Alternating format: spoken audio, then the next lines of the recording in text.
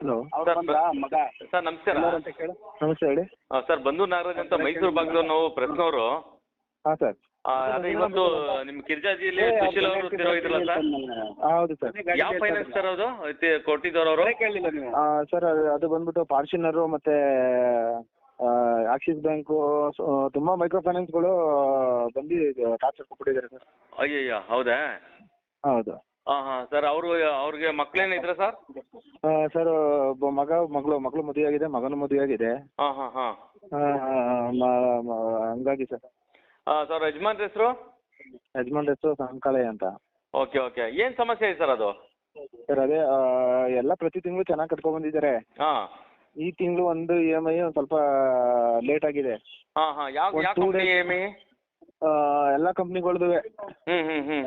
ಏನೋ health issue ಆಗಿ ಒಂದು ಸ್ವಲ್ಪ ಮಗಳಿಗೆಲ್ಲ ಹುಷಾರಿಲ್ದಾನೆ, ಮೊಮ್ಮಗಳಿಗೆ ಹುಷಾರಿಲ್ದಾನೆ, ಹಿಂಗೆ ಹೆಲ್ತ್ ಪ್ರಾಬ್ಲಮ್ ಆಗಿ ಒಂದು ಇದಾಗೈತೆ. ಎಷ್ಟು ಕಟ್ಬೇಕಾಯ್ತು ಸರ್ ಅವ್ರಿಗೆ? ಹಾಸ್ಪಿಟಲ್ ಕರ್ಕೊಂಡ್ ಬಂದಿರೋದು ಹೇಳೈತೆ ನಿನ್ನ. ಸರ್ ಎಷ್ಟು ಕಟ್ಬೇಕಾಯ್ತು ಫೈನಾನ್ಸ್ಗೆ? ಸರ್ ಅದು 2,000 ಚಿಲ್ಲರೆ. ಬರೀ 2,000 ಚಿಲ್ಲರೆಗೆ? 2,000 ಚಿಲ್ಲರೆ. ನನಗೆ ಒಂದು 4-5 ಸಂಘಗಳಿದ್ದು. 2,000 ಚಿಲ್ಲರೆ ತರ ಕಟ್ಬೇಕಾಯ್ತು.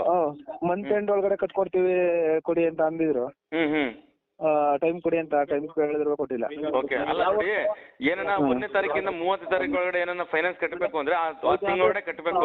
ಇಲ್ಲ ಅಂತಂದ್ರೆ ಅವ್ರು ಬಡ್ಡಿ ಸೇರಿಸ್ಬೇಕಾದ್ರೆ ಕಟ್ಬೋದು ಅಲ್ವಾ?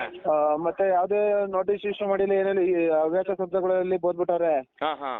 ನಿನ್ ಕೈಲಿ ಕಟ್ಟಕ್ಕಾಗಿಲ್ಲ ಅಂತಂದ್ರೆ ಹೋಗಿ ಗೊಳೆ ಬಿದ್ದು ಸಾಯಮ್ಮ, ಮಗಳು ತಗೊಂಡವಳ ಕಟ್ಸಮ್ಮ.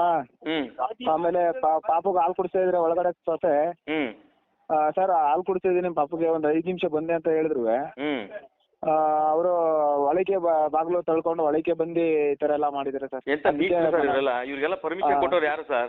ಜಿಲ್ಲಾಧಿಕಾರಿಗಳು ಏನ್ ಮಾಡ್ತಾರ ಸರ್ ಈ ವಿಚಾರವಾಗಿ?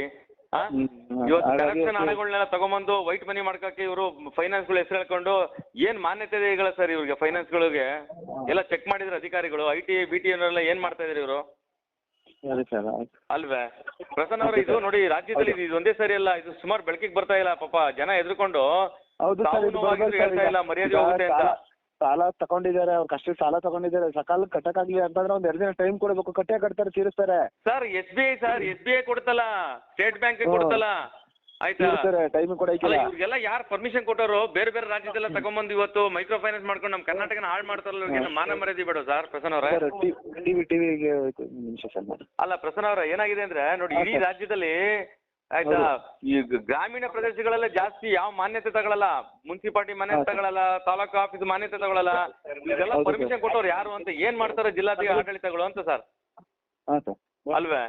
ನೋಡಿ, ಅನ್ಯಾಯವಾಗಿ ಒಬ್ಬ ಬಡ ಮಹಿಳೆ ಎಲ್ಲ ಕಟ್ಕೊಂಡ್ಬಂದು ಬರೀ ಒಂದ್ 2,000 ರೂಪಾಯಿ ಅಷ್ಟು ಕಟ್ಬೇಕಾಗಿದ್ದಕ್ಕೆ ಇಷ್ಟೆಲ್ಲ ಮಾತಾಡ್ತಾರೆ ಅಂದ್ರೆ, ಬಂದು ದಬ್ಬಾಳಿಕೆ ಮಾಡಿ ರೌಡಿಸಂ ಮಾಡ್ತಾರೆ ಅಂದ್ರೆ ಇವಾಗೆಲ್ಲ ಪರ್ಮಿಷನ್ ಕೊಟ್ಟವ್ರು ಯಾರು ಅಂತ? ಹೌದು ಸರ್ ಅಲ್ವೇ? ಹೌದು ಸರ್. ಅಲ್ಲ ಏನಾಯ್ತು ಮತ್ತೆ ಕೊನೆಯಲ್ಲಿ ಏನಾಯ್ತು ಅಂತ ಅದಕ್ಕೆ ಮನನೊಂದು ಅಮ್ಮ ಕಾಲು ಮಾತ್ರೆ ಕುಡಿದ್ಬಿಟ್ಟು ಡೆತ್ ಆಗಿದ್ದಾರೆ ಸರ್. ಕರ್ಕೊಂಡ್ಬಂದಾರೆ ನಿನ್ನೆ ಒಂದು 4:15 ಮೇಲೆ.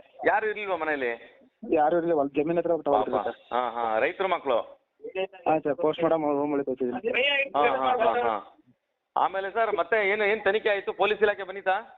ಎಲ್ಲ ಬಂದಿದ್ದಾರೆ ಸರ್, ಎಲ್ಲ ಸ್ಪಂದಿಸ್ತಾ ಇದ್ದಾರೆ. ಮತ್ತೆ ಅವ್ರ ಫೈನಾನ್ಸ್ ಅವ್ರು ಯಾರು, ಅವ್ರು ಮುಟ್ಟಾಳ್ರು, ಅವ್ರು ಯಾರು ಕರ್ಸಿ ಅವ್ರಿಗೆ ಯಾರಿಗೂ ಒಂದು ಬೆಳಿಗ್ಗೆ ನಾವು ಒಬ್ರಿಗೆ ಹೇಳಿದೀವಿ. ಇನ್ನು ಬಾಕಿಯವರು ಎಸ್ಕೇಪ್ ಆಗ್ಬಿಟ್ಟಿದೆ ಸರ್, ಬ್ಯಾಂಕ್ ಕ್ಲೋಸ್ ಮಾಡ್ಕೊಂಡು. ಯಾವ ಬ್ಯಾಂಕ್ ಅದು? ಫಾರ್ಚುನರು. ಅಲ್ಲ, ಸಂಬಂಧಪಟ್ಟ ಇಲಾಖೆಗಳು ಎಲ್ಲ ಏನ್ ಮಾಡ್ತಾ ಇದ್ದಾರೆ? ಇಂಟೆಲಿಜೆನ್ಸ್ ಅವರು ಏನ್ ಮಾಡ್ತಾ ಇದಾರೆ?